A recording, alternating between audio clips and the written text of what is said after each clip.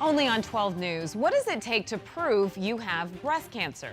A Phoenix business owner with a history of theft and alleged fraud has convinced a federal judge that a terminal breast cancer diagnosis excused her from financial liabilities. The problem is she did not provide firsthand evidence to prove her cancer diagnosis. Former associates accuse her of faking cancer.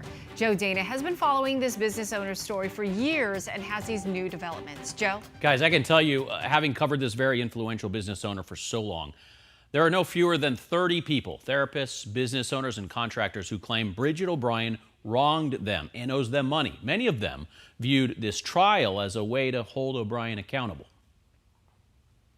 Show us the evidence. That's what plaintiffs requested from Bridget O'Brien and her then attorney, Tom Horn, who is now the Arizona school superintendent, in a lawsuit last December. We also asked for the evidence. Is there a reason why she hasn't been able to provide direct documentation of cancer treatment? Your facts are all wrong, Joe.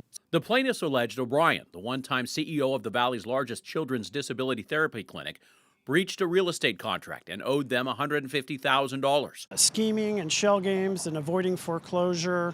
It was the latest in a series of claims against O'Brien spanning several years. In 2018, O'Brien told former contractors she couldn't pay them, in part because she was suffering from cancer and received a double mastectomy. Honestly, I never believed that she had cancer. I feel like something as serious as a cancer diagnosis, would render that type of paperwork. In this latest legal dispute, O'Brien said she got a life-threatening breast cancer diagnosis in 2020. When asked for proof of treatment, O'Brien testified the hospital was backed up and it would take weeks to get documentation. What O'Brien did provide was a letter from a Phoenix-based naturopathic doctor, Tracy Wooten, stating O'Brien received alternative treatment for cancer.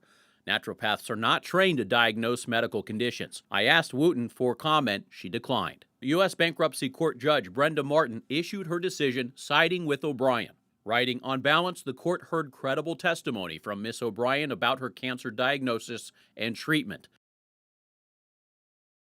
And the plaintiff's attorney tells me he worries this court decision sends a message that someone can fabricate an illness as a reason to breach a contract.